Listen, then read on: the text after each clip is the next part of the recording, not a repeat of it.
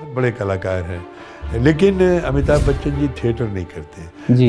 हमारे वो हैं नसीर भाई हैं, थिएटर करते हैं, नसीर भाई थिएटर भी करते हैं, सिनेमा करते हैं, लेकिन उनका थिएटर इक्का दुक्का कर लिया। मैं रेगुलर थिएटर कर रहा हूँ। अब बहुत आसान हो गया है क्योंकि अब लो बजट फिल्में बहुत बनने लगी हैं। अब फिल्म का कंटेंट इम्पोर्टेंट हो गया। पहले क्या होता था, स्टार इम्पोर्टेंट होता था, स्टारडम होता है। तो आज नए नए लड़के जो हैं जिनके पास छोटी पूंजी है वो भी फिल्में बना रहे हैं और उसमें नए नए लोगों को मौका दे रहे हैं बिल्कुल। जिनमें टैलेंट है। असली एक्टिंग जो है मैं थिएटर की ही मानता हूँ कि थिएटर में जो चैलेंजेस होते हैं, जो आप लाइव ऑडियंस के सामने करते हैं, या तो ऑडियंस आपको एक्सेप्ट करती है, आपको रिजेक्ट करती है। फिल्म में कौन परवाह करता है आपको ऑडियंस देख के अच्छा कह रही है बुरा कह रही है, जो भी है इसमें सामने नहीं होता। कि मैं अपने को डायरेक्टर से एक्टर मानता हूँ कि डायरेक्टर्स ही मुझ में एक्सट्रैक्ट करते हैं कि मुझ में क्या अच्छा है, उसको निकलवाने की कोशिश। आर्मी के सब लोग देखते थे, ब्यूरोक्रेट्स देखते थे, पुलिस के सब लोग देखते थे। उसने मुझे एक राष्ट्रीय पहचान दी। तो वहाँ जब ये सीरियल टेलीकास्ट हो गया तो कहते थे यार ये एक्टर, ये साइंटिस्ट कहाँ से है ये। मतलब उस समय के जो डीएम थे, मुझे जब भी कभी मुलाकात, अरे आइए आइए कप्तान साहब, आपके क्या हाल चाल, बड़ी इज्जत करने लगे। कि इनहेरेंट टैलेंट होना ज़रूरी है। टैलेंट को आप डेवलप कर सकते हैं, आप ग्रो कर सकते हैं एज ए एक्टर।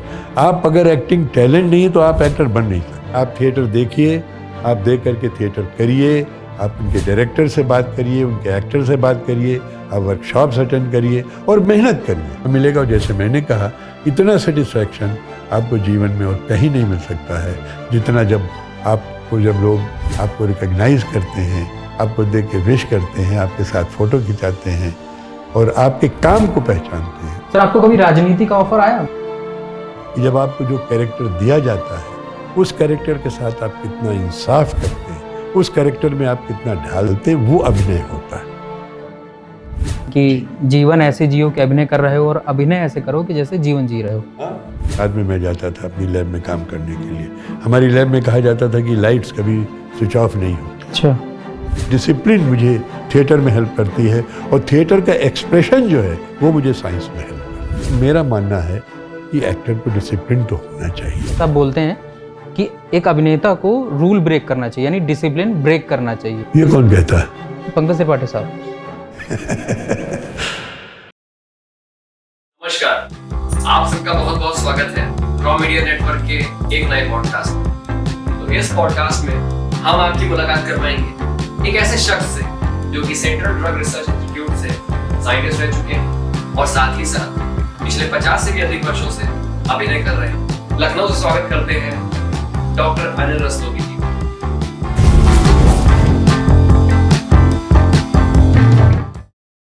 बहुत बहुत धन्यवाद सर कि आपने अपना कीमती वक्त हमें दिया। नहीं, माय प्लेजर। सर, कोई भी सवाल मैं शुरुआत करने से पहले सबसे पहले मैं ये जानना चाहता हूँ कि सर आप इतने फिट कैसे सर ऐसी एज में? ये तो ईश्वर की कृपा है बस। देखिए, मैं आस्तिक आदमी हूँ और मैं मानता हूँ कि जो भी सब होता है सब ईश्वर की कृपा से होता है, ऊपर वाले की कृपा से होता है। अगर मैं ठीक हूँ तो उन्हीं की मर्जी से है। विज्ञान के साथ साथ आप मतलब अध्यात्म को ही मानते हैं? अध्यात्म की तो बहुत आवश्यकता रहती है। आप किसी भी फील्ड में हो, चाहे साइंस में हो, चाहे थिएटर में हो, कहीं आध्यात्मिक तो इंसान को होना चाहिए। जैसे मैंने बताया कि मेरा मानना है कि कोई एक शक्ति है ऐसी जो पूरे ब्रह्मांड को चलाती है। बिल्कुल। और हम सब उसी से गवर्न होते हैं। मैं भी उसी से गवर्न होता हूँ, आप भी होते हैं। और उनकी जिनके ऊपर कृपा दृष्टि रहती है वो सही रहता है। बाकी सर, आप अपनी कोई विज्ञान से जुड़ी, यानी कि जो भी आपके शोध रहे हों, तो उससे रिलेटेड कुछ? नहीं, देखिए, शोध मैंने विभिन्न प्रकार के किए। एक्चुअली मैं सेंट्रल ड्रग रिसर्च इंस्टीट्यूट में था जी। तो ड्रग रिसर्च इंस्टीट्यूट, जैसा आप जानते हैं, उसका नाम है ड्रग पे रिसर्च करना। राइट। तो शुरू में मैंने जब CDRI गया 1962 में, मैंने अमीबिक डिसेंट्री, बहुत बड़ी प्रॉब्लम होती थी, लोगों को डिसेंट्री हो जाती थी अमीबा की वजह से। मैंने उस पर काम शुरू किया।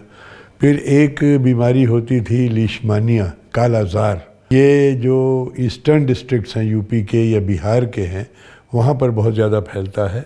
कालाजार नाम की ये बहुत ही फैटल अक्सर हो जाता है, आदमी की मृत्यु हो जाती है। अमीबिक डिसेंट्री से डेथ तो नहीं होती, लेकिन कालाजार कभी कभी बड़ा सीरियस हो जाता है। तो उस पर मैंने काम किया। उसका ऑर्गेनिज्म होता था लीशमानिया डोनोवानी, उस पर मैंने काम किया। फिर बाद में मैं जो मेटाबॉलिक डिसऑर्डर्स होते हैं, जैसे जो फैटी एसिड्स होते हैं, शुगर होती है, उस पे मैंने काम शुरू किया। डायबिटीज़ में मैंने काम शुरू किया। फिर बाद तक जो मेरा काम रहा डायबिटीज़, क्योंकि मेरे इंस्टीट्यूट में जो प्रायोरिटीज़ होती थी उन प्रायोरिटीज़ से मैं काम करता था, जैसी जैसी प्रोजेक्ट होती थी। तो बाद में फिर मैंने डायबिटीज़ पे काम किया और वही मैं आखिर तक करता रहा। उसी के सिलसिले में जब मैं लीशमानिया पे काम कर रहा था तो मैं जर्मनी गया था। मैं 2 बार, एक बार DAAD, German academic exchange service, German में कहलाती है डॉइट्शे एकेडमिशे आउस्टाउसडिenst, उसकी स्कॉलरशिप में मैं 1.5 साल के लिए गया, फिर 3 महीने गया। और ये जो डायबिटीज़ की प्रोजेक्ट थी, इस पे एक बहुत बड़ी कंपनी है दुनिया की, नोवो नॉर्डिस्क, उनको माना जाता है कि इंसुलिन के सबसे बड़े मैन्युफैक्चरर वो लोग माने जाते हैं। तो उनके साथ हमारा कोलैबोरेशन हुआ। तो जाहिर है कोऑर्डिनेटर तो डायरेक्टर थे हमारे, लेकिन सारा काम मैं देखता था उसका। तो उस सिलसिले में 5 बार मैं कोपेनहेगन गया, क्योंकि वहाँ उनके साथ मीटिंग होती थी साल में। 2 बार वो लोग यहाँ आते थे, 1 बार हम लोग वहाँ जाते थे। 5 साल हमारी वो प्रोजेक्ट चली। तो इस तरीके से जो जैसी जैसी नीड होती थी वैसे वैसे काम वहाँ जो है साइन किया जाता था, मैं करता था। और इसके अलावा एज ए साइंटिस्ट मुझे और भी बहुत सारी जिम्मेदारी दी जाती थी। जैसे सिविल वर्क का इंचार्ज मुझे बनाया गया, मुझे वहाँ वर्कशॉप का इंचार्ज बनाया गया। मैं वहाँ जो हमारी लोन देती है कोऑपरेटिव सोसाइटी, उसका मैं रहा। तो बहुत सारे मुख्तलिफ एडमिनिस्ट्रेटिव काम भी मिलते थे। जैसे जैसे आप सीनियर होते जाते हैं वो भी मैं करता था। तो that way it has been a long journey. 41 साल में रहा CDRI में, 1962 से 2003 तक। और मैंने बिल्कुल लोअर उससे शुरू किया था, जूनियर रिसर्च फेलो से। फिर मैं जो डायरेक्टर्स ग्रेड, जो टॉप पोस्ट थी हमारे यहाँ, उससे मैं रिटायर हुआ। मैं बायोकेमिस्ट्री का हेड था, 5 साल में उसका हेड रहा। तो इस तरीके से मेरी और सर, एक तरफ विज्ञान और फिर कला का क्षेत्र, तो पहले आप मतलब वैज्ञानिक बने या थिएटर आर्टिस्ट? नहीं, देखिए थिएटर शुरू तो मैंने कर दिया था 1961 में, एक प्ले किया था, लेकिन उससे मैं कोई एक्टर बन गया था ऐसा नहीं। हाँ। लेकिन हाँ, एक्टिंग की फील्ड में मैं काम करता रहा। शुरू में छुटपुट प्ले करता था। मैंने यहाँ एक अपना ग्रुप भी बनाया था, फ्रेंड सर्किल करके बनाया, फिर सांस्कृतिक संघ बना। एक्चुअली हमारे तरफ मदन मोहन हिंदू एसोसिएशन करके हुआ करती थी, जो कि नाटक साल में 1-2 नाटक करती थी। तो बाग मक्का में हमारे पास ही वहाँ नाटक होते थे, शरफाबाद में होते थे। तो उसमें एक, अभी आप रास्ते में आए हैं, रास्ते में एक सज्जन का घर पड़ता है, अब तो नहीं है वो, डॉक्टर घनश्याम दास जी। वो पॉलिटिकल साइंस के प्रोफेसर थे, क्रिश्चियन कॉलेज में, डिग्री कॉलेज में पढ़ाते थे, डिग्री सेक्शन में। और हमारे एक मामा जी थे, टोनी बाबू करके, वो लोग उसमें हिस्सा लेते थे। तो मुझे भी लगा, बड़ी वाहवाही मिलती थी उन लोगों को, तो मुझे लगा ज़रा मैं भी हिस्सा लूँ। तो 1961 में रस्तोगी इंटर कॉलेज है ऐशबाग में, उसमें नया हॉल बना था। तो उसमें ये हुआ कि एक नाटक किया जाए। तो मैंने भी कहा था मुझे भी एक रोल दिया जाए, मुझे रोल दिया गया। तो वहाँ से मेरी शुरुआत हुई। लेकिन असली जो मेरी थिएटर की जर्नी शुरू हुई जब मैंने दर्पण ज्वाइन किया 1972 में, क्योंकि दर्पण एक बहुत ही मशहूर संस्था थी कानपुर की, और 1971 से वो लखनऊ में शुरू हुई थी। तो मुझे लगा कि अगर मुझे ऐसी संस्था में अगर मुझे लिया जा रहा है तो मुझे बड़ा स्कोप मिलेगा। उसमें फिर दर्पण के साथ प्रोफेसर सत्यमूर्ति जी उसके फाउंडर थे, और मुझे स्वदेश बंधु जी जो उसको लखनऊ लाने वाले थे वो थे, उर्मिल कुमार थपलियाल थे, हरे कृष्ण अरोड़ा हल्लो भैया थे, विमल बनर्जी थे, जयदेव शर्मा कमल थे। इन लोगों ने मिल करके राम गोविंद जी थे, माया गोविंद जी जो बहुत बड़ी कवित्री रही हैं, फिल्मों के लिए गीत लिखे हैं उन्होंने, सीरियल्स के लिए गीत लिखे हैं, और अदरवाइज़ उनकी प्राइवेट भी बहुत सारी कविताएं छपी हैं। तो वो लोग उसके लाइफ मेंबर। तो जब मुझे वहाँ काम करने का मौका मिला तो मुझे फिर बहुत बड़ा, आप समझिए, एक पैशन हो गया, मुझे एक नशा आ गया थिएटर का। और वो नशा मेरा जब 2 बार मैं जर्मनी गया, जैसे 73 से मैं 1.5 साल के लिए गया, उसमें टूटा रहा, फिर 3 महीने के लिए गया। बाकी मैं दर्पण से जुड़ के लगातार मैं थिएटर करता रहा। उससे प्रभावित होकर के सत्यमूर्ति जी ने मुझे 1974 में जब मैं दर्पण में लौटा मुझे दर्पण का ट्रेजरर बनाया, फिर 78 में मुझे सेक्रेटरी बनाया। वो सेक्रेटरी मैं जब तक बम्बई गया 2013 में, तो 2015-16 तक मैं उसका सेक्रेटरी रहा। फिर मैंने कहा भाई किसी और को बनाइए, मैं बम्बई में हूँ, तो हमारे मित्र राधेश्याम सोनी बने, लेकिन अभी मैं जनरल सेक्रेटरी हूँ। सो दैट वे एक बहुत लंबा पीरियड रहा जिसमें मैं दर्पण का सेक्रेटरी रहा, और सेक्रेटरी के नाते, एक ग्रुप लीडर के नाते मेरी बड़ी जिम्मेदारियाँ थी, और एक ऐसे ग्रुप के साथ जो कि बहुत ही मेरा ख्याल है इंडिया का सर्वश्रेष्ठ ग्रुप्स में से माना जाता था। जी जी जी, दर्पण। तो जब मुझे उसकी जिम्मेदारी मिली तो उसमें और मुझे थिएटर का जोश रहा, पैशन रहा, एक नशा आ गया थिएटर का। तो उसके साथ नए नए नाटक करता रहा मैं, और अपनी टीम को मैंने पूरा हिंदुस्तान घुमाया। कई कल्चरल एक्सचेंजेस में मैं गया। आप सोचिए, मैं हरियाणा, हिमाचल प्रदेश, राजस्थान, कर्नाटक। कल्चरल एक्सचेंज में ये होता था कि आप सोचिए कि एक प्रांत में, एक प्रदेश में आपको 5 शहरों में नाटक करने होते थे, अलग अलग नाटक करने होते थे। तो आप सोचिए जब इतना बड़ा मुझे मौका मिला तो इन 4 स्टेट्स में गया। फिर मैं अपनी टीम को इधर, आप सोचिए, आसाम में करीमगंज, गुवाहाटी से लेकर के वेस्ट में जोधपुर तक गया। नॉर्थ में मैं दिल्ली के बियॉन्ड तो नहीं गया, जैसे कश्मीर नहीं गया, लेकिन साउथ में बेंगलोर, मैसूर, धारवाड़, गुलबर्गा, गोवा, औरंगाबाद, बहुत सारे शोज मैंने किए। मतलब पूरे भारत में ही? पूरे मतलब भारत भर में मैं घूमा। और अभी हम लोगों ने बॉम्बे में शो किया। अभी मार्च में मैं वहाँ गया था अपने ट्रुप को लेकर के, पैरादीप, उड़ीसा में, कोस्टल टाउन है। तो वो काम मेरा जो है लगभग, आप सोचिए कि जब मैं दर्पण में आ गया 72 में, तो दोनों काम मेरे लगभग पैरेलल चलने लगे। और सबसे बड़ी बात इसकी ये रही कि मुझे, जो मैं CDRA में जहाँ मैं काम करता था, तो वहाँ लोग इस चीज़ का बुरा नहीं मानते थे। उनको ये नहीं लगता था कि आदमी तो थिएटर भी करता है, यहाँ भी करता है, इसको भी, तब भी इसको प्रमोशन मिल जाता है। तो उसकी वजह ये थी कि मैं अपने काम में भी बड़ा सिंसियर रहा हमेशा। मैंने अपने काम को नेग्लेक्ट नहीं किया। उसके लिए मुझे जाहिर है, जब आप 2-2 काम कर रहे हैं तो आपको एक्स्ट्रा एफर्ट्स करने पड़ते हैं। वो मैं एक्स्ट्रा एफर्ट्स करता था। और जैसा मैंने अपने और इंटरव्यूज़ में भी कहा, जब मैं जर्मनी भी गया तो मेरे प्रोफेसर ने कहा, अरे भाई आप रस्तोगी आए हो यहाँ, जर्मनी घूमो घामो यार, हर समय लैब में लगे रहते हो।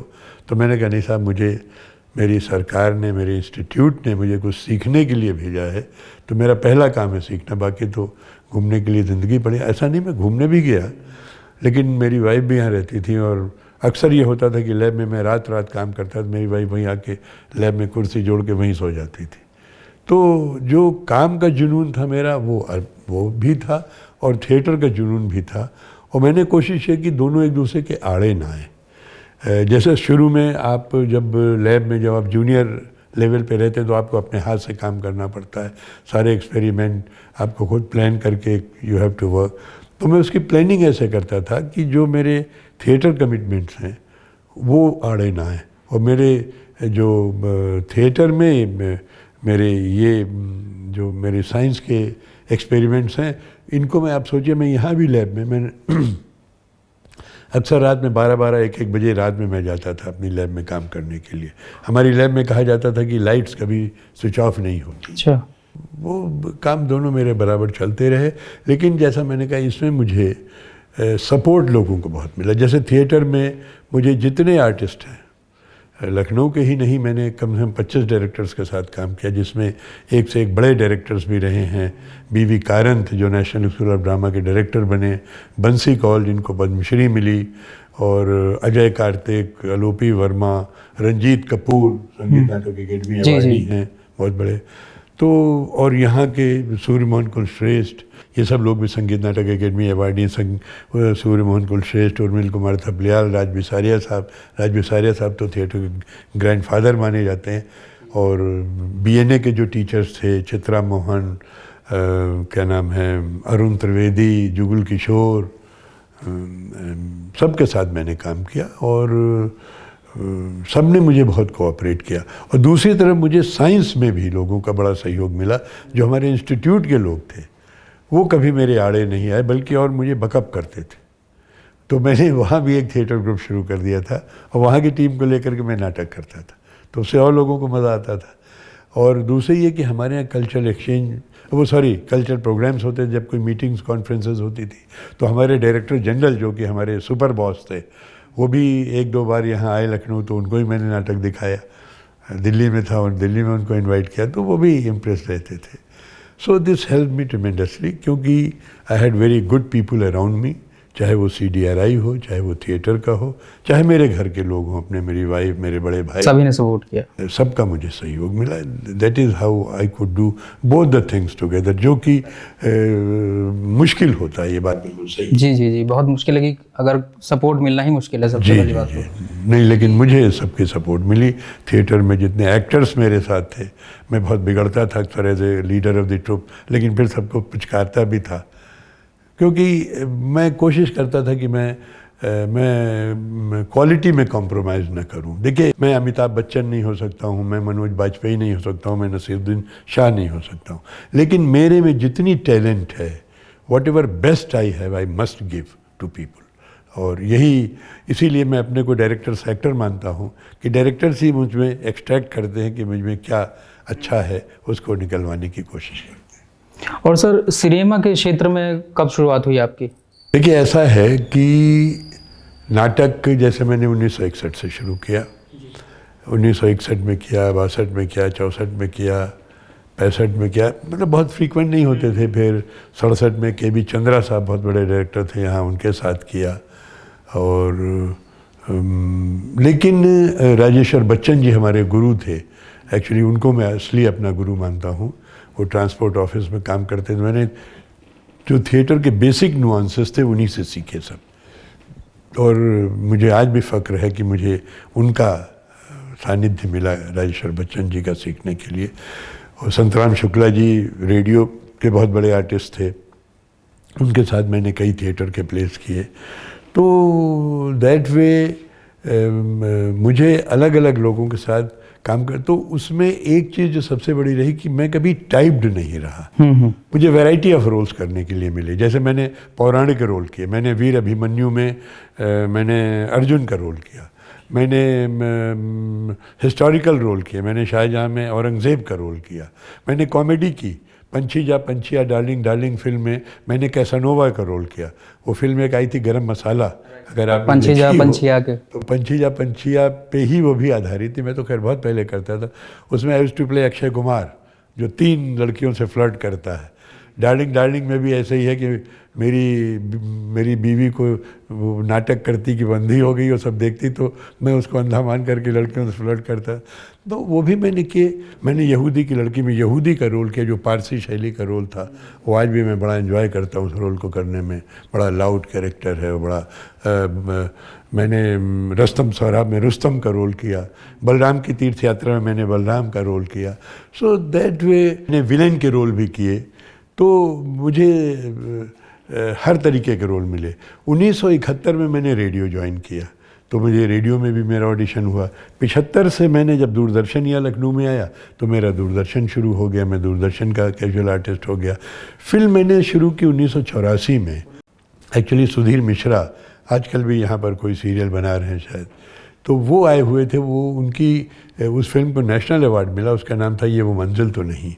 उसमें मुझे एक रोल दिया उन्होंने। बहुत बड़े आर्टिस्ट थे Manohar Singh ji, national school drama के रेपर्टरी इंचार्ज थे, बड़े मशहूर कलाकार थे। उनके बचपन का रोल वो कर रहा था। उनके बचपन का रोल एक राजा जुत्शी करके बम्बई का बड़ा मशहूर आर्टिस्ट है, वो कर रहा था। मैंने उसके फादर का रोल किया था। तो मेरे 2 सीन्स थे उसमें, लेकिन अच्छे सीन्स थे। तो उसमें होता ये था कि चूँकि मैं टेलीविज़न करता था, तो यहाँ कोई फिल्म शूट होती थी मुझे ही बुला लिया जाता था।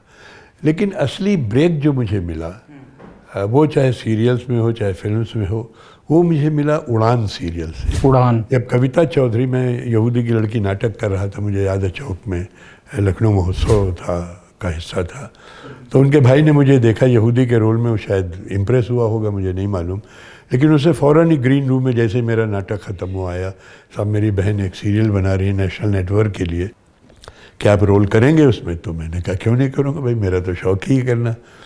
तो उसके बाद बात आई गई होगी। कविता चौधरी बीच में कई बार यहाँ आई, मुझे नहीं बुलाया, ऑडिशन करती रही, मुझे नहीं बुलाया। तो मैंने सोचा वैसे ही कैजुअल बात हुई होगी, आई गई हो गई।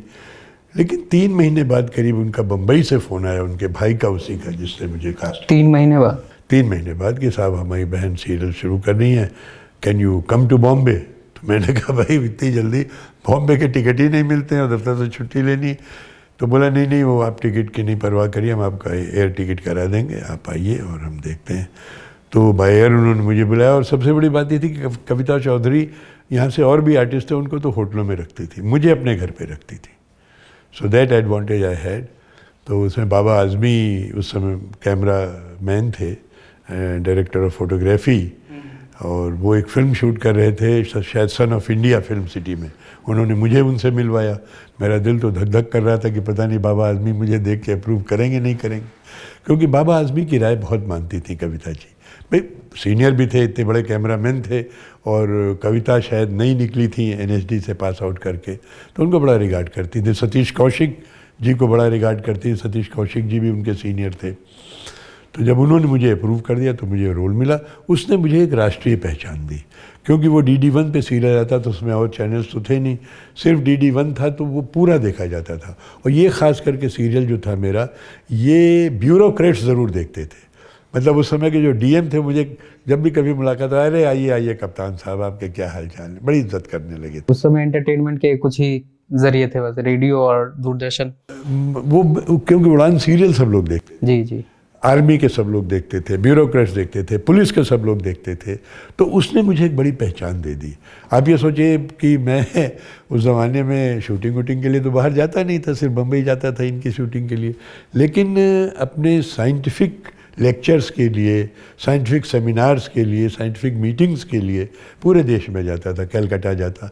तो वहाँ जब ये सीरियल टेलीकास्ट हो गया तो कहते थे यार ये एक्टर, ये साइंटिस्ट कहाँ से है ये। तो वो पूछते थे आप ही ने रोल किया ना, उनको यकीन नहीं होता था कि मैंने रोल किया।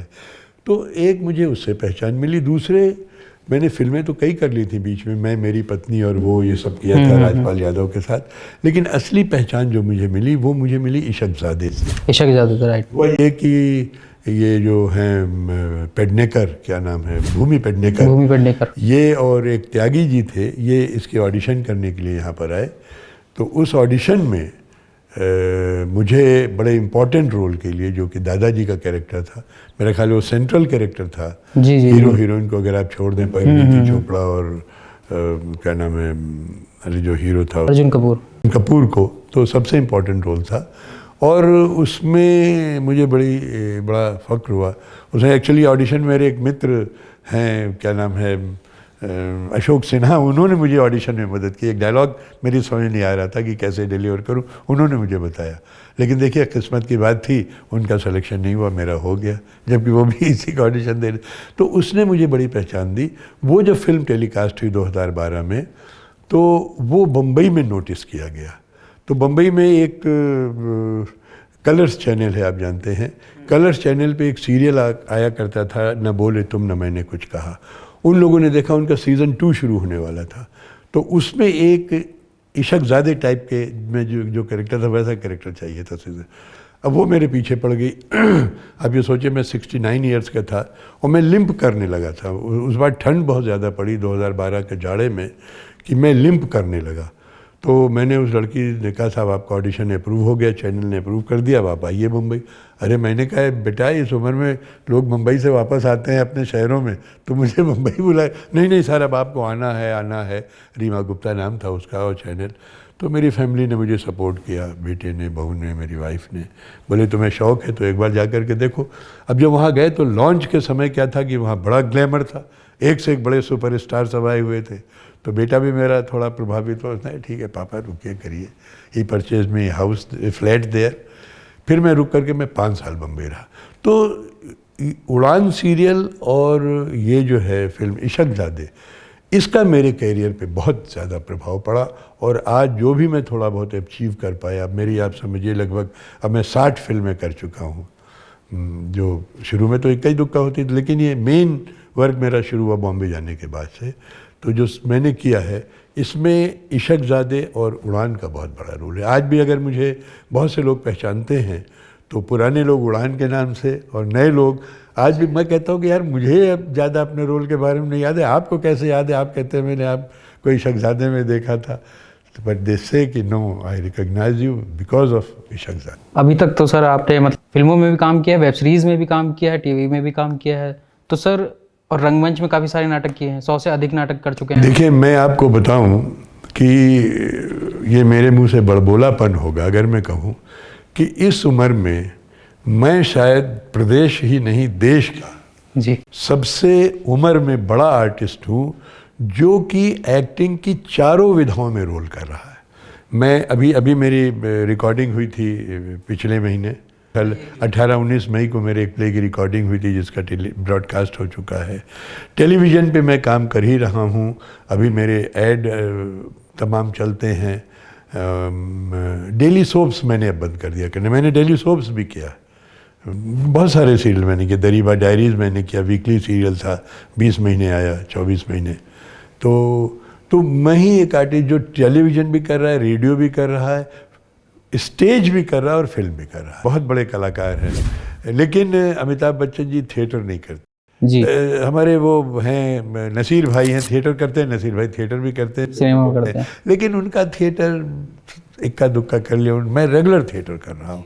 और आप सोचिए कि अभी पिछले 3-4 महीनों में मैंने आगरा में शो किया, पैरादीप में शो किया, बम्बई में शो किया, लखनऊ में शो किया, बनारस में शो किया, गोरखपुर में शो किया, थिएटर भी मैं बात कर रहा हूँ। तो सर आपको ज़्यादा मज़ा किस पे आता है, मतलब थिएटर रंगमंच? मज़ा मुझे थिएटर में ही आता है, क्योंकि थिएटर में एक जो चैलेंज होता है, एक्टिंग चैलेंज होता है, इसी के लिए उसकी रिहर्सल एक महीने 1.5 महीने करने की होती है।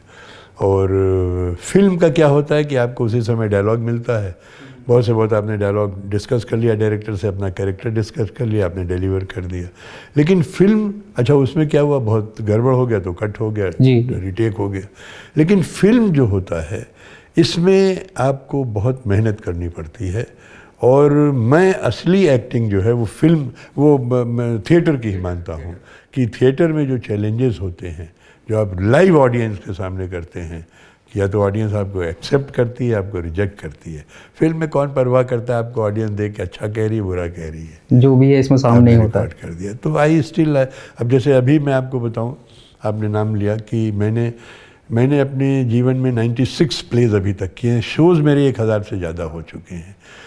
97th प्ले इस समय मैं कर रहा हूँ। अभी नया प्ले शुभदीप राहा जी हैं, उनके डायरेक्शन में प्ले कर रहा हूँ, लाइटर ऑन द लिप्स। तो उन्हीं के डायरेक्शन मैंने 2 प्ले पहले भी किए हैं, आखिरी वसंत, और वो प्ले मेरे बहुत सारे शहरों में हुए हैं। तो I really enjoy doing theatre, लेकिन करता रहता हूँ मैं फिल्म भी और सीरियल भी। अब इस समय इत्तेफाक से मेरे पास कोई फिल्म नहीं है। आज एक फिल्म की मेरी ट्रेलर रिलीज़ हो रहा है, नाच बसंती नाच का, लुलु मॉल में। और अभी एक प्रोड्यूसर आए थे, उन्होंने मुझसे डबिंग के लिए कहा है। वो धनवाइन फिल्म है, धनवाइन प्रोडक्शन हाउस है, उसकी एक फिल्म है वहम, उसके पवन शर्मा डायरेक्टर हैं। मैंने अभी वो फिल्म की, उसकी अभी वो आए थे डबिंग के लिए। तो इस समय शूटिंग तो कोई नहीं हो रही है, लेकिन मेरी कई फिल्म लाइन में हैं। एक अभी फिल्म में मैंने जो कि प्रियदर्शन जी ने डायरेक्ट की, प्रियदर्शन जी तो आप समझिए देश के बहुत बड़े डायरेक्टर्स में से हैं, उनकी फिल्म मैंने की है। कौन सी फिल्म? उसका नाम है राम राज्य। उसमें मैंने अशोक सिंघल का रोल किया है, और लोग कहते हैं आप तो अशोक सिंघल लगते ही हैं। सर अवार्ड्स तो आपके पास बहुत सारे हैं, मतलब बहुत सारे पुरस्कार से आपको सम्मानित किया गया है। लोगों की मेहरबानी है बस। लेकिन सर कोई खास अवार्ड जो, जैसे कि? देखिए, मुझे वैसे तो करीब लगभग 50-55 अवार्ड्स मिले हुए हैं जी, लेकिन जो सबसे बड़ा अवार्ड जो मुझे मिला है वो अभी मार्च में मिला है, जो प्रेसिडेंट साहिबा ने, मुर्मू जी ने दिया है, श्रीमती मुर्मू ने। वो है केंद्रीय संगीत नाटक अकादमी का पुरस्कार एक्टिंग के लिए, अभिनय के लिए। हमारे यूपी में, औरों का तो मैं नहीं जानता, लखनऊ में हमारे कई कलाकार हैं जिनको अवार्ड मिला है, जैसे ललित सिंह पोखरिया, सूर्य मोहन कुलश्रेष्ठ, राज बिसारिया साहब, स्वर्गीय राज बिसारिया जी, स्वर्गीय उर्मिल कुमार थपलिया। नहीं, सबको डायरेक्शन में मिला। I am probably the first person may be in UP to get in acting. ये मेरा सबसे बड़ा अवार्ड है, जो अभी मुझे 6 मार्च को मिला, इसी वर्ष 2023 का। इसके पहले मुझे यश भारती मिला है 2016 में, जो मुझे अखिलेश यादव जी ने दिया था। यश भारती उत्तर प्रदेश का सबसे बड़ा सम्मान रहा है। इसके अलावा मुझे मध्य प्रदेश सरकार का कालिदास सम्मान, वो वहाँ का थिएटर का सबसे बड़ा अवार्ड होता है, मुझे वो 2019 में मिला है। और इसके अलावा यूपी संगीत नाटक एकेडमी के 2 अवार्ड्स, मतलब यूपी संगीत नाटक एकेडमी का अवार्ड मुझे 1984 में मिला था, और फेलोशिप जो है वो बहुत रेयर होती है, वो मुझे मिली 2007 में। और मेरे साथ एक ये है कि मैं यूपी संगीत नाटक एकेडमी का भी फेलो हूँ, और मैं national academy of sciences of India का भी फेलो हूँ, वो मुझे 1999 में मिला था। तो ऐसे कम ही लोग होंगे जिन्हों को साइंस का भी नेशनल अवार्ड मिला है और राष्ट्रीय भी अवार्ड मिला है ऐसे। तो ये मेरे, और अभी मुझे एक संस्था है प्रांगण करके बिहार में, तो पटना में उन्होंने मुझे लाइफ टाइम अचीवमेंट अवार्ड दिया है, वो पाटलिपुत्र सम्मान है। तो ये मेरे 6-7 सम्मान तो बड़े सम्मान हैं। बाकी तो मुझे bank of Baroda life time achievement award, Saraswati सम्मान, नागर जी के नाम पे मुझे सम्मान मिला है, प्रेमचंद जी के नाम पे मुझे सम्मान मिला है, तो बहुत सारे अवार्ड हैं। लेकिन ये मेजर जो हैं ये 6-7 अवार्ड्स हैं जो मुझे मिले हैं, और ऊपर वाले की मर्ज़ी और देने वालों की कृपा। सर आपकी फेवरेट फिल्म कौन सी है सर? देखिए, जो जैसे मैंने बताया कि सबसे ज़्यादा मुझे जो पहचान मिली वो मुझे मिली इशकज़ादे से। लेकिन एक फिल्म जो मैंने की मुक्ति भवन, जो मैं अपने 5 काम बताता हूँ जो मेरे पूरे कैरियर के जो बेस्ट वर्क्स हैं, उसमें उड़ान सीरियल, ये क्या नाम है, इशकज़ादे फिल्म, और तीसरी मुक्ति भवन फिल्म जिसका कॉन्सेप्ट है सेल्वेशन का। अगर आप जाएं तो बनारस में मुक्ति धाम भी हैं, वहाँ पर लोग जाते हैं जब उनको लगता है मेरी मृत्यु आ गई है। तो ये शुभाशीष भूटियानी उस समय 25 साल के थे, 5 साल पहले जब ये फिल्म बनी थी, 6 साल पहले, और आप सोचिए इसको 30 इंटरनेशनल अवार्ड्स मिले। और हाँ, और ये जब फिल्म वहाँ दिखाई गई है यूरोप में, मेरा ख्याल है ऑस्ट्रिया में, तो इसमें स्टैंडिंग ओवेशन 10 मिनट का मिला। हमें प्रोड्यूसर ने वो क्लिप भेजी थी। और जापान में ये फिल्म 150 दिन चली। 150 दिन चली, और इसको 3 नेशनल अवार्ड मिले हैं। ये फिल्म बहुत सेटिस्फाइंग थी, जिसमें मैंने मुक्ति भवन के मैनेजर का रोल किया। बिल्कुल अलग टाइप का रोल है, बड़ा खड़ूस टाइप का आदमी है वो। कोई मरने आए जीने आए उससे कोई मतलब नहीं, उसको अपने धंधे से मतलब, अपने यहाँ वो।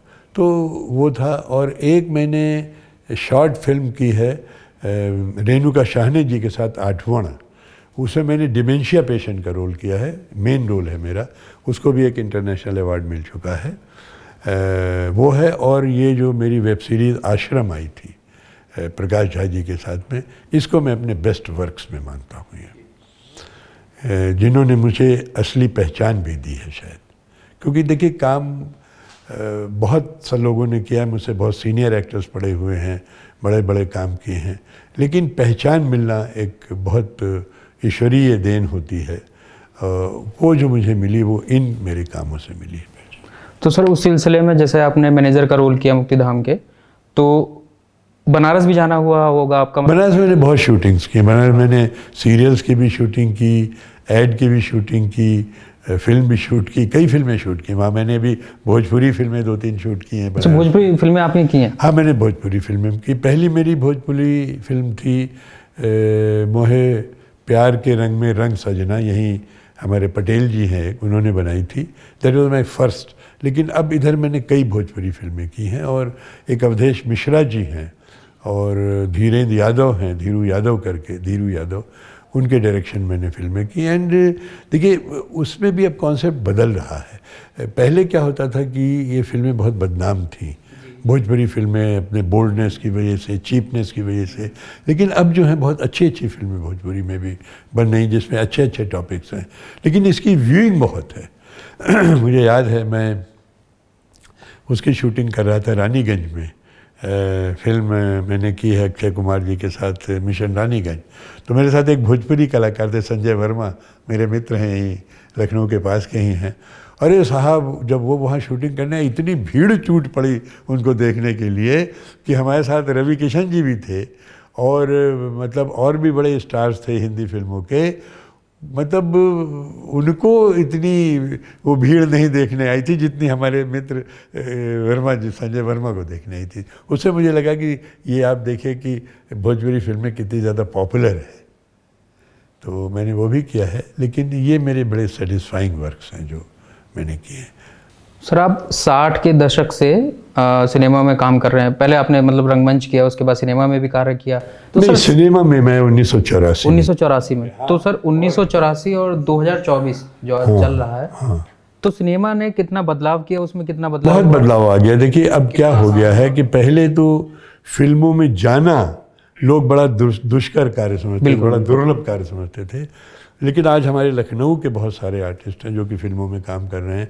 मैंने कभी नहीं अपने जीवन में सोचा था कि मैं आकाशवाणी में ही, मैं जब आकाशवाणी सुनता था, आते थे प्रस्तुत करता जयदेव शर्मा कमल, नाटकों का बड़ा शौकीन था मैं सुनने का, तो मुझे लगता था ये सब बड़ी लीजेंडरी फिगर्स हैं।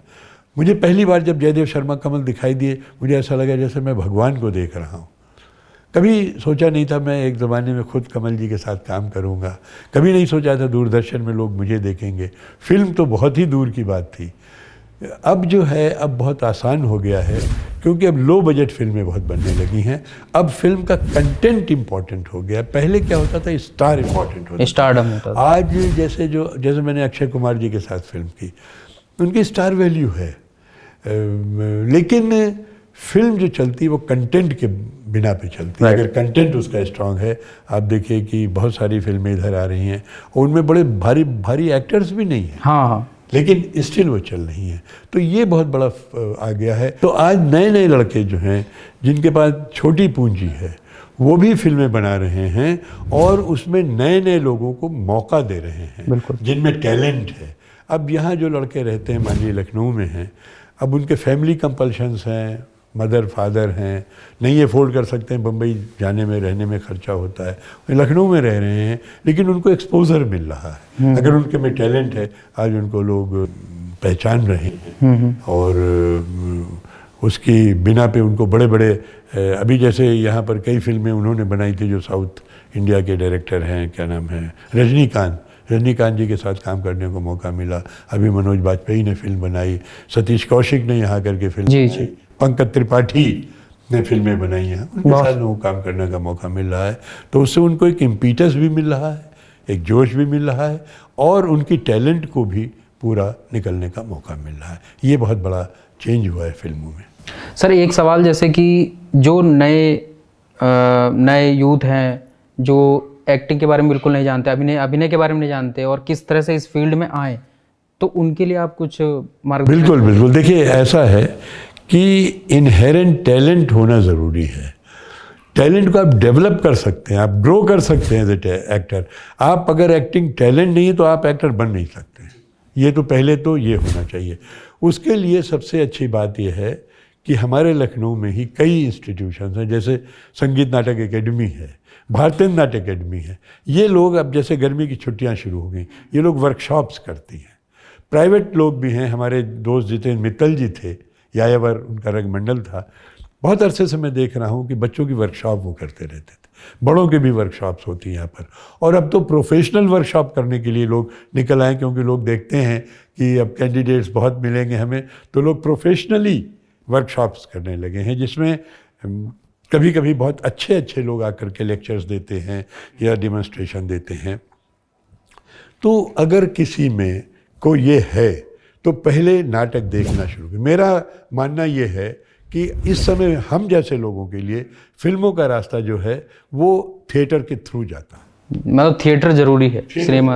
आप थिएटर देखिए, आप देख करके थिएटर करिए, आप उनके डायरेक्टर से बात करिए, उनके एक्टर से बात करिए, आप वर्कशॉप्स अटेंड करिए और मेहनत करिए। क्योंकि हमारे ज़माने में थिएटर सिर्फ स्वांता सुखाए हुआ करता था, हम करते थे, पैसा भी खर्च करते थे, लेकिन हम लोग जॉब में थे तो हम अफोर्ड कर सकते थे। जी। आज बच्चे जो आ रहे हैं वो अपना कैरियर बना रहे हैं और मुझे लगता है कि इसमें कोई बुराई नहीं है। थिएटर या एक्टिंग एक बहुत अच्छा कैरियर बन सकता है, क्योंकि पैसा भी मिलता है, स्वांता सुखाए भी है, और जो सबसे बड़ी चीज़ मिलती है फिल्मों में या थिएटर, एक पहचान जो आपको मिलती है। आज आप मेरा इंटरव्यू इसीलिए कर रहे हैं कि शायद आपको कुछ मैं अच्छा लगा हूँ, कहीं आपको लगता है कि इन्होंने कुछ अचीव किया है, तो ये जो पहचान मिलती है ये इस फील्ड में सबसे ज़्यादा मिलती है जी। आप इंजीनियर हो जाइए, डॉक्टर हो जाइए, आप एकेडमिकली आप एक आईटी प्रोफेशनल हो जाइए, लोग आपको जानेंगे, पहचानेंगे। लेकिन जो कॉमन मैन आपको जो टेलीविज़न के पर्दे पे देख के पहचानता है, जो आपको फिल्म पे पर्दे पे देख करके आपको पहचानता है, आपसे कहता है साहब मुझे ऑटोग्राफ दे दीजिए, आपसे कहता है सर मुझे आपकी इच्छा हो रही मैं आपके साथ फिल्म एक फ़ोटो ले लूँ, तो ये जो सुख मिलता है मुझे नहीं लगता इससे बड़ा कोई सुख हो सकता है। तो ये आजकल के लड़कों में अगर उनमें टैलेंट है तो उनको ज़रूर आगे आना चाहिए, मेहनत करनी चाहिए, ऑडिशंस देने चाहिए।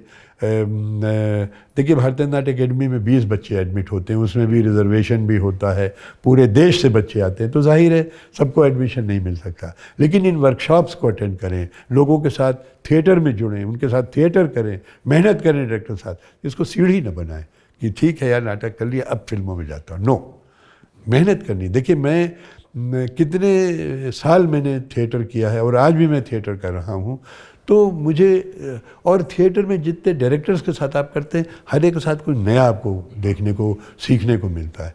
फिल्म में नहीं होता इतना, फिल्म में तो डायरेक्टर ने आपको आइडिया दे दिया करिए, उनका काम चल जाता है, क्योंकि फिल्म में टेक्निकल मीडियम बहुत हावी रहता है।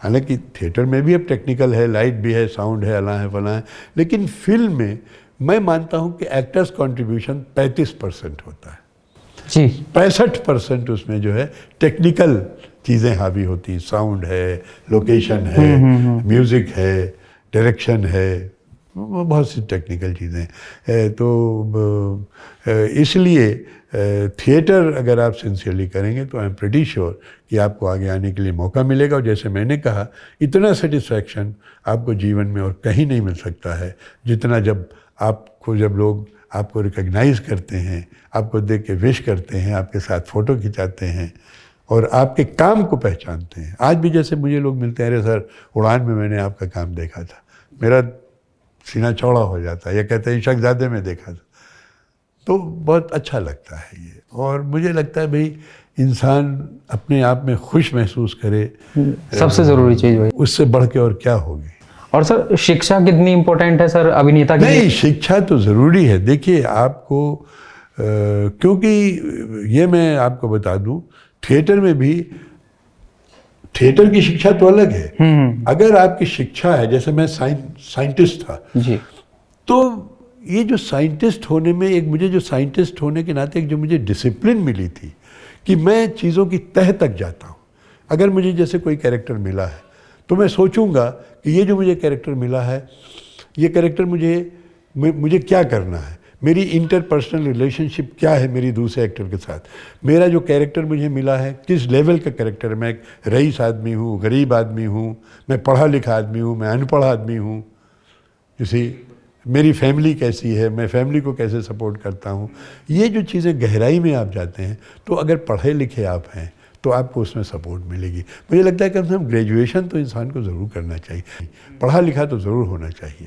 हालांकि बहुत से लोग बिना पढ़े लिखे भी बहुत अच्छे एक्टर्स बने हैं, लेकिन मुझे लगता है कि पढ़ाई जो है वो आपकी काम देती है। जैसे मेरा मानना है कि साइंस की डिसिप्लिन मुझे थिएटर में हेल्प करती है और थिएटर का एक्सप्रेशन जो है वो मुझे साइंस में हेल्प करता है। एक अभिनेता को सर कैसा होना चाहिए? जैसे कि आपने डिसिप्लिन की बात की, तो पंकज त्रिपाठी साहब बोलते हैं कि एक अभिनेता को रूल ब्रेक करना चाहिए, यानी डिसिप्लिन ब्रेक करना चाहिए, यानी कि उसे डिसिप्लिन सारा मालूम तो होना चाहिए, लेकिन अगर वो अच्छा अभिनेता बनना चाहता है तो वो अच्छा एक्टर वो है जो डिसिप्लिन ब्रेक करे। ये तो कौन कहता है? पंकज त्रिपाठी साहब। तो आप मतलब कैसा? पंकज मेरे बच्चे के समान है और अभी एक सीरियल में मेरा बेटा ही कर रहा था। अभी मेरी परसों से बात हुई है, मैंने उससे एक बाइट मंगवाई है अपने प्ले के लिए पंकज त्रिपाठी से। तो अब पता नहीं वो कैसे कहता है कि भाई डिसिप्लिन, हो सकता है उसकी कोई अपनी हाइपोथेसिस होती हो। मतलब उनका कहना मतलब चंचलता के रूप में है कि डिसिप्लिन को अगर आप ब्रेक करेंगे तो एक अच्छा, तो आप मतलब किस तरह से देखते हैं कि एक अच्छा अभिनेता कौन कैसा हो सकता है? मैं पंकज से कभी बात करूं तो पता करूं उसका क्या माने हैं, वो क्या कहना चाहते हैं। लेकिन मेरा ख्याल है, देखिए जैसे मैंने अमिताभ बच्चन जी के बारे में सुना है, टाइम की पंक्चुअलिटी बहुत बड़ी होती है। क्योंकि क्या होता है, जब शूटिंग होती है, एक शूटिंग में आप सोचिए एक दिन में 1 लाख रुपए से 20 लाख रुपए 25 लाख रुपए का बजट होता है। आप पता लगा आप शूटिंग में लेट पहुँचे, लोग सब बैठे हुए हैं, आपकी वजह से सीन रुका हुआ है, आप लाइंस तैयार करके नहीं गए हैं। बहुत से लोग कहते हैं मैं तो वहीं लाइंस तैयार करता हूँ, बहुत से लोग जो है पढ़ करके जाते हैं, बहुत से लोग अपना कैरेक्टर के बारे में सोचते हैं। तो ये अपने अलग अलग हैं, लेकिन मेरा मानना है कि एक्टर को डिसिप्लिन तो होना चाहिए, क्योंकि डिसिप्लिन हर मामले में आपको मदद करती है। डिसिप्लिन चाहे पढ़ाई हो, चाहे आपका रोज़गार हो, चाहे आपका एक्टिंग हो, कोई भी आप प्रोफेशन लें। I think discipline is the first thing which one should observe. मैं देखता हूँ आज सड़क पे लोग डिसिप्लिन नहीं ऑब्जर्व करते हैं, रेड लाइट पे चलते हैं। आज कितने एक्सीडेंट्स हो रहे हैं आप देखिए, उसकी वजह यह है एनक्रोचमेंट हो रहे हैं। यहाँ भी अगर आप डिसिप्लिन होंगे, मैं आपको बताऊँ, मैं 1 महीने की शूटिंग के लिए इंग्लैंड गया था, ईयरफोल 2022 में 1 महीने रहा मैं। उसकी शूटिंग थी ये मिशन रानीगंज की। वहाँ मैंने जो डिसिप्लिन देखी लोगों की, वाकई में काबिल तारीफ़ है। और ये शायद डिसिप्लिन आती है डंडे के ज़ोर से। ये भी मैं आपको बताऊं, हमारे यहाँ लॉ जो है बहुत वीक है, हमारे यहाँ लॉ का एनफोर्समेंट बहुत वीक है। यही एनफोर्समेंट अगर होने लगे, आप देखिए, बेसिकली देखिए, मैं आपको बताऊं, इंसान हर जगह एक ही होता है, चाहे अमेरिकन हो, चाहे इंग्लिश हो, चाहे यूरोपियन हो, चाहे इंडियन हो। बेसिक कैरेक्टर हर एक का एक ही होता है, लिबर्टी लेने का, इनडिसिप्लिन होने का, अपने फ़ायदे उठाने का। लेकिन ये जो डिसिप्लिन जहाँ की मैं बात करता हूँ कि वहाँ लोग डिसिप्लिन हैं, वो डंडे के ज़ोर पे होते हैं, हमारे यहाँ डंडा नहीं है। तो मेरा मानना है कि डिसिप्लिन तो सबसे पहली चीज़ है जो कि इंसान में होनी चाहिए। और सर, सबसे छोटी, ज़रूरी और बड़ी बात भी कह सकते हैं कि मतलब आपके एक्सपीरियंस आपके पास बहुत ज़्यादा है, तो आपसे बस एक छोटा सवाल ये रहेगा कि सर, अभिनय क्या है सर? नहीं, देखिए, अभिनय जो है ये बेसिकली लाइफ में जैसे हम आप बात कर रहे हैं, this may be a scene of a film, this may be a scene of theatre. बिल्कुल, ये अभिनय ही अभिनय बेसिकली क्या है कि जब आप अपने से अलग किसी पर्टिकुलर कैरेक्टर को करते हैं तो आप अभिनय कर रहे होते हैं। अब जैसे आज जो अभिनय माना जाता है, वो माना जाता है बड़ी नेचुरल एक्टिंग। एक ज़माने में होता था एग्जेजरेटेड एक्टिंग करते थे। अब जैसे यहूदी की लड़की लाउड फारसी शैली में ऐसे करते थे, ऐसे larger than the life, loud dialogue बोलते थे, मॉड्यूलेशन बहुत करते थे।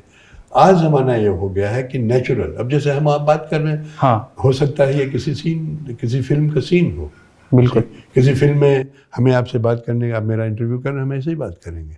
तो अभिनय बेसिकली कोई स्पेशल चीज़ नहीं है। अभिनय इसलिए सिखाया जाता है कि जो आप अपने में हैं उससे अगर अलग आपको कुछ कैरेक्टर दिया गया है तो आप उसको कैसे पोर्ट्रे करेंगे। अब जैसे मैंने बताया कि मैंने कम से कम 96 नाटक में कम से कम 25-30 तरीके की एक्टिंग की, 40 तरीके की एक्टिंग। बहुत से कैरेक्टर्स मेरे ऐसे हैं जो कि मिलते जुलते होंगे, है ना। तो वो जब आप करते हैं, आप अपने से कुछ जो अलग करते हैं, जो आप नहीं हैं, वो अभिनय होता है। मेरा ये मानना है। बाकी तो भाई देखिए, मैं बड़ा बिना पढ़ाई लिखा आदमी हूँ, मैंने थिएटर की कोई ट्रेनिंग नहीं ली। मैंने कहा, राजेश्वर बच्चन जी मेरे पहले गुरु थे। बाकी जितने डायरेक्टर्स के साथ मैंने काम किया, सबसे मैंने सीखा, बल्कि अपने साथ के एक्टर से भी मुझे सीखने को मिला। तो मैं थिएटर की ग्रामर नहीं जानता हूँ कि ग्रामर क्या है। अभिनय की टेक्निकल डेफिनेशन कुछ अलग हो सकती है, लेकिन मेरा मानना ये है कि अभिनय वो है कि जब आपको जो कैरेक्टर दिया जाता है, उस कैरेक्टर के साथ आप कितना इंसाफ करते हैं, उस कैरेक्टर में आप कितना ढालते हैं, वो अभिनय होता है। और मेरा ख्याल है कि हम लोग ज़िंदगी में सब अभिनय तो करते ही हैं।